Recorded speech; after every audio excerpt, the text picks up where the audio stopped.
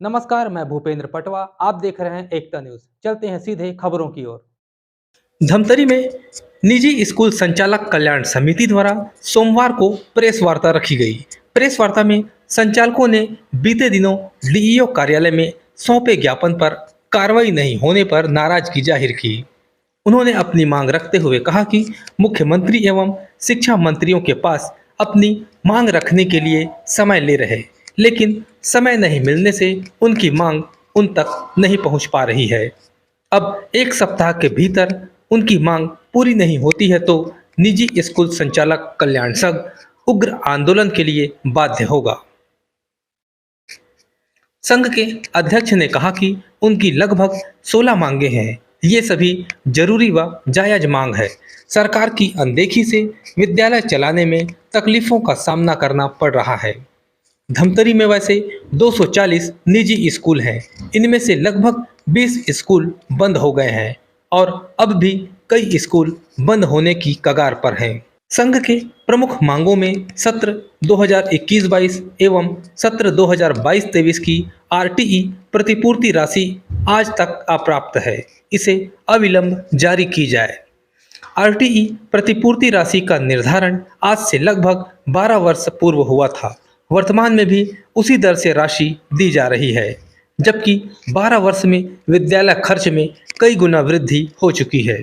RTE प्रतिपूर्ति अंतर्गत uniform के लिए बच्चों को मात्र 541 रुपये मिलते हैं, जिसमें यूनिफॉर्म बनवाना संभव नहीं है। उस राशि को कम से कम 2000 रुपये करने की बात कही गई। साथ ही द्वितीय चरण की लॉटरी के बाद भी आरटीई की सीट रिक्त रह जाने की स्थिति में संबंधित विद्यालय को यह अधिकार मिले कि वे स्वयं से पात्र विद्यार्थी को प्रवेश दे सके। ऐसे ही अन्य मांगों को लेकर मुख्यमंत्री से चर्चा करने की बात कह रहे हैं। पहले हमारी मांग है कि सत्र 21-22 और 22-23 की जो छात्रवृत्ति राशि है आज पर्यंत तक अप्राप्त है, जबकि आज तीसरा वर्ष रनिंग में है और उसके बाद भी हमको राशि नहीं दी गई है। लेकिन आपको ये भी अवगत करा दूं कि बीच में भी शिक्षा अधिकारी के पास आप प्रेस मीडिया वाले लोग गए थे, उनको 21-22 की पूरी राशि वितरण हो गई है करके जानकारी दी है, जबकि आधे लोगों को राशि प्रदान की गई है और आधे लोगों की राशि रोक दी गई है। जब कभी भी जानकारी जो मंगाया जा रहा है शिक्षा विभाग में, हम लोग जानकारी पूरी दे रहे हैं, उनके द्वारा भी जानकारी भेजी जा रही है, लेकिन कोई न कोई बहाना बना करके आपत्ति लगा करके हमको भेजा जा रहा है और हमारी राशि को रोक कर रखा गया है। आज तक राशि हमको अप्राप्त नहीं हुआ है। हमारे छोटे छोटे ग्रामीण स्तर पर बहुत सारे ऐसे स्कूल हैं जो बंद होने के कगार में है 2 वर्ष की राशि नहीं मिलने के कारण, क्योंकि कोरोना काल में सारे स्कूल बहुत सारे बच्चे प्रभावित भी हुए हैं, निकले भी बहुत सारे हैं। पहले अच्छी संख्या में बच्चे थे, कोरोना काल में हमारे बच्चे बहुत सारे निकले, उसके कारण हमारे आधे बच्चे आरटी हो गए हैं और आधे बच्चे पढ़ने वाले हो गए हैं। अब हम जितना भी पेमेंट हमारे पास आता है हम वितरण कर देते हैं, लेकिन आज वितरण करने के लिए हमारे पास पैसे की कमी है, क्योंकि जब तक आरटी की राशि नहीं मिलता सब किराए की बिल्डिंग में चल रही है। बहुत सारी जो स्कूलें हैं, बहुत सारे लोन ले करके अपनी स्कूल को चला रहे हैं, उनके सामने बहुत आर्थिक दिक्कत का सामना उनको करना पड़ रहा है। ब्याज पेड नहीं कर पा रहे हैं, मकान का अपन किराया नहीं दे पा रहे हैं, उनसे एक विवाद की स्थिति निर्मित हो जाती है। तो हमसे शासन से मांग है, और वैसे भी आरटी के जो नियम है उसमें मार्च में पूरी पैसा देने का उसमें जानकारी है लिखित में, उसके बाद भी हमको 2 साल 3 साल लटकाया जा रहा है। तो ऐसे में स्कूल चलाना भी हमको असंभव हो रहा है। तो शासन से हमारी मांग है कि वो समय पर यथा समय जो नियम है उनके आधार पर हमको राशि प्रदान की जाए। दूसरी एक बात यह है कि आरटी की प्रतिपूर्ति राशि आज से 12 साल पहले 7,000 रुपये जो हमको प्राइमरी स्तर पर दी जाती है, वो आज हमको वही प्राप्त हो रहा है। उसमें किसी प्रकार की वृद्धि नहीं की गई है, जबकि महंगाई को देखते हुए आज महंगाई बहुत बढ़ गई है और महंगाई के देखते हुए राशि जो है बहुत कम है। तो शासन से हमारी मांग है कि उस राशि को, प्रतिपूर्ति राशि को 3 गुना किया जाए। तीसरी बात है कि आरटी के अंतर्गत जो बच्चों को यूनिफॉर्म की राशि जो दी जाती है 540 रुपए, वो इतना कम है कि उसके आज आप किसी ड्रेस को सिलाने जाओगे तो 5 रुपये 5.5 रुपये तो सिलाई का पैसा लगता है, और वो हमको इसमें ड्रेस के लिए कहता है। जबकि अभी हाई कोर्ट द्वारा भी आदेशित किया गया है कि जो पुस्तक और जो ड्रेस की राशि है वो शासन बच्चों को उपलब्ध कराए। जबकि शासन ने बीच में हमको एक पत्र जारी करके ये कहा था कि स्कूल उसकी प्रतिपूर्ति करेंगे। जब हाई कोर्ट हमने केस लगाया तो हाई कोर्ट ने कहा है कि शासन को कहा गया है तो शासन उसका प्रबंध करे, ना कि स्कूल। तो इस जो राशि है उसको कम से कम 2000 किया जाए, ताकि बच्चों का ड्रेस बच्चे सिला सकें, उनकी व्यवस्था कर सकें। चौथी बात है, द्वितीय चरण के लाटरी के बाद जो स्कूलों में आरटी के बच्चे जो शेष रह जाते हैं और स्कूलों की संख्या जो है पूर्ति नहीं भर नहीं पाती है, तो स्कूल को वो कम से कम वो अवसर दिया जाए कि उसमें से जो बच्चे हैं उसको चयन करें और उनकी राशि जो है शासन हमको दे। क्या है, बीच बीच में भी जो आरटी के बच्चे निकलते रहते हैं, आत्मानंद में प्रवेश हो रहा है तो टीसी निकाल के चले जाते हैं, तो उस सीट की संख्या हमारे पास कम हो जाती है। उसकी भी पूर्ति करने का अधिकार जो बच्चे बचे हैं आरटी की जो लिस्ट निकलती है उसके बाद भी अगर बच्चे बचे हुए हैं उससे हमको कम से कम उसको भरने का अधिकार दिया जाए, ताकि हम अपनी जो सीट संख्या है उसको भर सकें। पांचवी बात है कि हमारे जो टीचर्स हैं जो निजी विद्यालय में जो अध्ययन कराते हैं, बहुत सारे टीचर्स जो है पहली बार हमको डीएलएड प्रशिक्षण एक बार कराया गया था 5-7 साल पहले। अब नए नए टीचर्स आ रहे हैं, उसमें से बहुत सारे आर्थिक रूप से कमजोर शिक्षक होते हैं जो डीएलएड नहीं कर पाते हैं। तो शासन स्तर पे हम कहा रहे ये भी मांग है कि ऐसे शिक्षकों को डीएड और बीएड की प्रशिक्षण दिया जाए। छुट्टियों के अवसर पे यहीं पर काम करते करते मतलब उनको प्रशिक्षण दिया जाए। जो भी निर्धारित अगर उनको शुल्क होगा, हमारे शिक्षक उसको भरने के लिए तैयार हैं। अब मैं आगे के जानकारी के लिए मैं आदरणीय मसीह सर को मैं माइक सौंप रहा हूँ। शासकीय स्कूलों के छात्राओं को जो सरस्वती साइकिल योजना के अंतर्गत साइकिल प्रदान की जाती है, वो सिर्फ सरकारी स्कूल के बच्चों को ही दिया जा रहा है, और हमारी मांग है कि सरकार हमको हमारे स्कूलों के बच्चों की लड़कियों को भी कम से कम ये साइकिल प्रदान करें। ये आत्मानंद स्कूल जो प्रारंभ किया गया है, ऐसा देखा जा रहा है कि वहाँ जो बच्चे दाखिल कराए जा रहे हैं मोस्टली वो इंग्लिश मीडियम स्कूल से निकले हुए बच्चे हैं या वहीं से निकल रहे हैं, और इससे ये ऐसा लगने लग रहा है कि हिंदी माध्यम में पढ़ने वाले बच्चे मतलब जिस जगह को उन्होंने चयनित किया है उसी स्कूल के बच्चों को भी उस इंग्लिश स्कूल में एडमिशन नहीं दे रहे हैं, या हम कहें जिनको हम तृतीय श्रेणी के बच्चे हैं उनका नाम वहाँ देखने को नहीं मिलता है। ये देखा गया है। और आत्मानंद के बारे में और भी कुछ प्रॉब्लम्स हैं जिनको समाधान करने की आवश्यकता हम महसूस करते हैं, और सरकार से इसके बारे में मांग कर रहे हैं कि जो ग्रामीण क्षेत्रों में जो स्कूल हैं वहाँ सिर्फ हमारे स्कूल के ही बच्चों को न लेकर के जो बच्चे वहाँ पढ़ रहे हैं उसी स्कूल में जिसको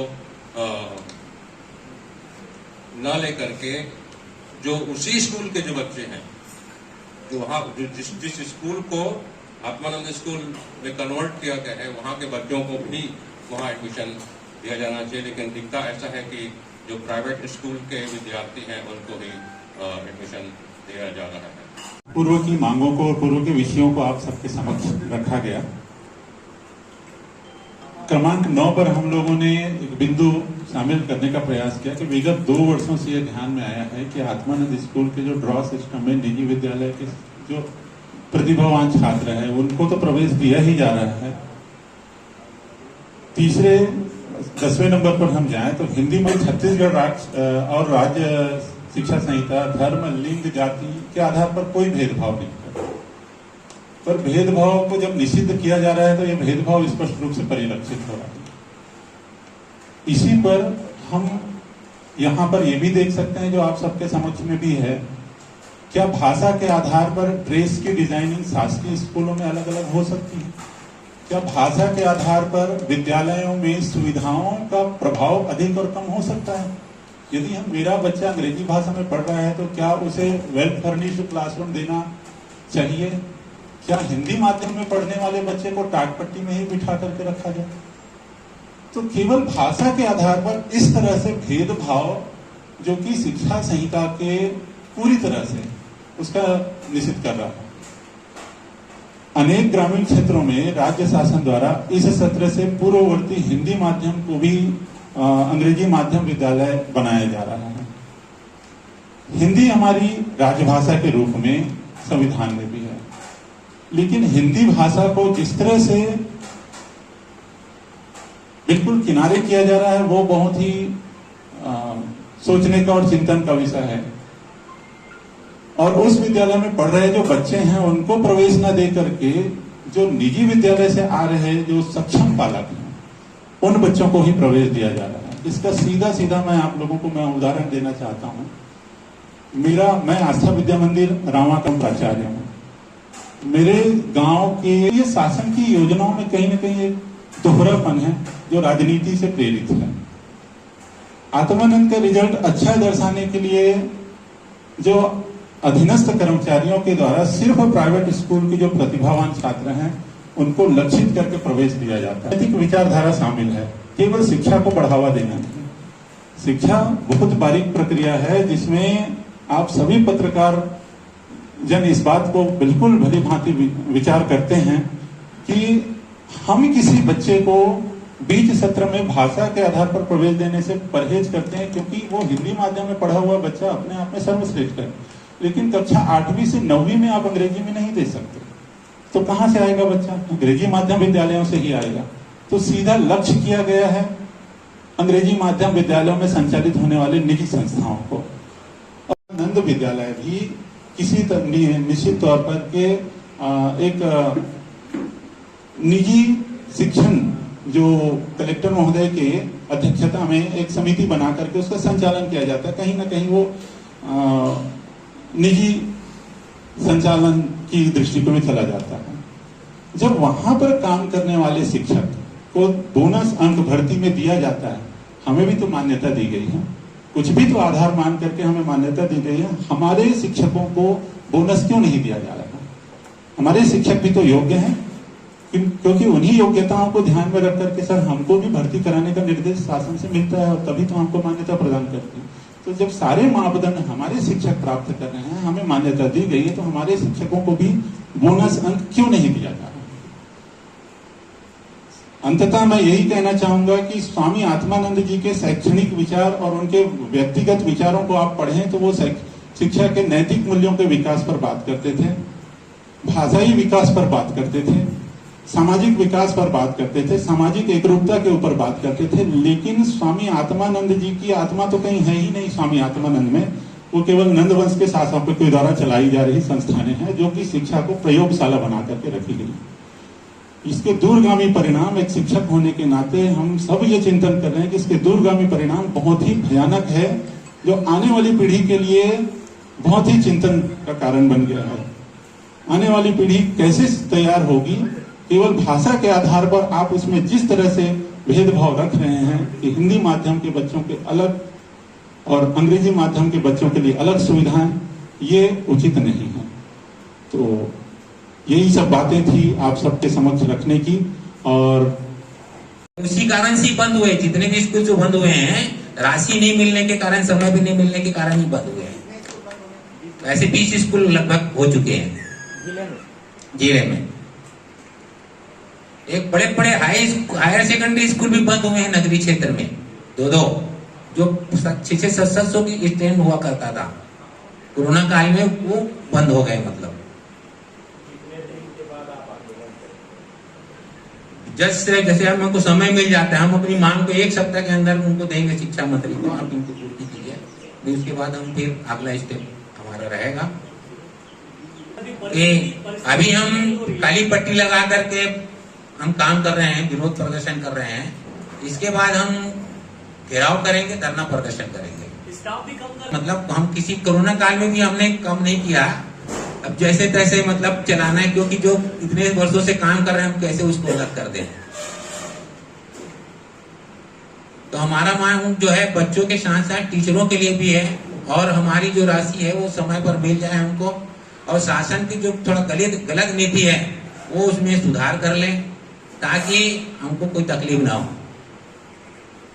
साथ में हमारे जो पालकों हैं, पालकगण जो हैं उनको, और हमारे पूरे स्टाफ के साथ साथ पूरे प्रदेश स्तर पे हम लोगों की ये बात हो चुकी है। हम लोगों ने बैठक की है वो 12 तारीख के बाद, अब तक हम लोग का नहीं आया है, और आज से 4 दिन पहले हम लोगों ने बैठक किया है, जिसमें जूम से सारे प्रदेश के जो अध्यक्ष होते हैं सारे लोग जुड़े हुए थे, जिसमें ये निर्णय लिया गया है कि अभी हम लोग शिक्षा मंत्री के पास इन मांगों को लेकर जाएंगे। 2 से 3 दिन में हमारे प्रदेश अध्यक्ष के द्वारा उनसे टाइम लिया जा रहा है। अगर ये मांग पूरी नहीं होती है तो हम लोग इस आंदोलन का रूप बृहद रूप में करेंगे। उसमें हमारे टीचर्स भी रहेंगे और हमारे पालकगण भी रहेंगे। रूपरेखा है सर 1 हफ्ते तक देखेंगे सर। 1 हफ्ते के बाद सर हम लोग ये आंदोलन को सर चालू कर देंगे सर। हम लोग 20, 21 और 21-22 के जो पैसे नहीं मिले हैं, आज 4 महीने हो गए सर। हम लोगों को संचालय श्री सुनील जैन के द्वारा इतना घुमाया जा रहा है कि बोल रहे हैं कि हम 1 दिन में 2 दिन में कर देंगे।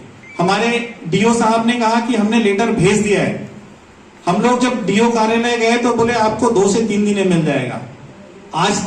आज पर्यंत तक के सर हम लोग को आज तक पैसा नहीं मिला है, और हम लोगों ने इसके लिए कितनी बार कोशिश किया, कितनी बार संचालय गए हैं। और ये हमारा अच्छा है कि हमारे संगठन में हमारे सारे स्कूल है, लगभग 240 स्कूल में 200 स्कूल है सर हमारे संगठन के मेंबर। हमने शासन को बहुत दिनों से अपनी मांगों को अवगत करा रहे हैं, लेकिन शासन जो है हमारी मांगों की ओर ध्यान नहीं दे रहा है। अगर ध्यान नहीं दे, अभी 12 जुलाई को हमने जिला शिक्षा अधिकारी कार्यालय में हमने एक ज्ञापन सौंपा था, और उस ज्ञापन में हमने कहा था कि 1 सप्ताह के अंदर हमको जानकारी लिखित में दीजिए करके। उनके द्वारा जानकारी नहीं देने के कारण सारे स्कूल जो हैं, टीचर जो हैं, काली पट्टी लगाकर काम कर रहे हैं।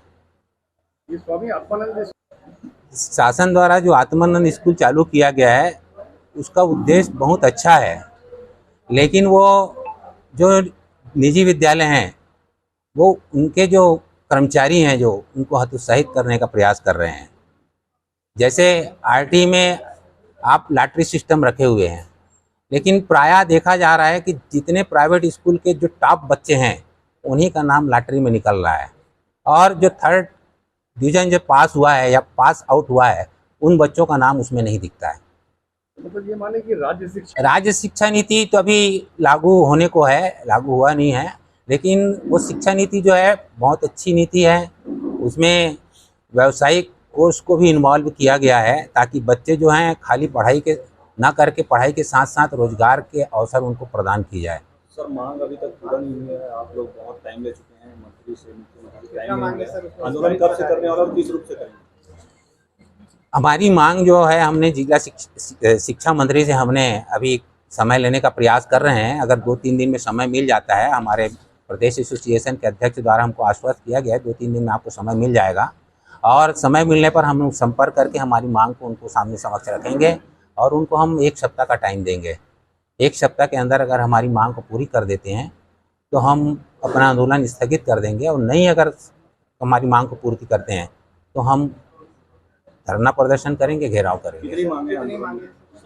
हमारी टोटल 16 मांगे हैं, और प्रमुख मांगे तो हमारे आरटी की है। आरटी के बच्चों को जो राशि मिलती है उसकी है, छात्रवृत्ति से संबंधित है।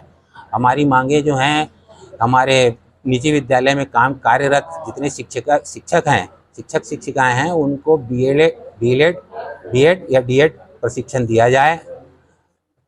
छुट्टियों में मतलब जिस प्रकार के पूर्व में डीएड का परीक्षण दिया गया था, उसी प्रकार बीएड डीएड का परीक्षण शासन स्तर पर है ना, दूरस्थ शिक्षा संस्थान के माध्यम से टीचरों को दी जाए। ये सही बात है कि हमको बीजेपी जो शासन था, बीजेपी का शासन था, उसमें हमको राशि समय पर मिल जाती थी, भले वो किस्तों में मिलती थी लेकिन समय पे मिल जाती थी। अभी जब से जो शासन आई हुई है, वो शासन जो है हमारी राशि को लटका करके, तड़फा करके मतलब हमको दे नहीं रही है। और इसके चक्कर में बहुत सारे हमारे जो छोटे ग्रामीण स्तर के स्कूल हैं वो प्रायः बंद होने के कगार हैं, बहुत सारे स्कूल बंद भी हो चुके हैं। सर कितना राशि बताया? स्कूलों पर सामूहिक प्रभाव इसका पड़ रहा है। अब चुनाव है, क्या रुख रहेगा आपको? हम लोग का आंदोलन का रुख रहेगा। हमारी अगर मांगे पूरी नहीं होगी तो हम चुनाव में हम तो अभी हमारे पास समय है, हम अपनी मांग को रख रहे हैं, अगर पूरा नहीं होता तब है ना। अगर पूरा नहीं होता तो हम फिर उस पर विचार करके आगे की कार्रवाई करेंगे। राशि बता देंगे। आज बस इतना ही। अगले बुलेटिन में फिर मिलेंगे, तब तक के लिए नमस्कार।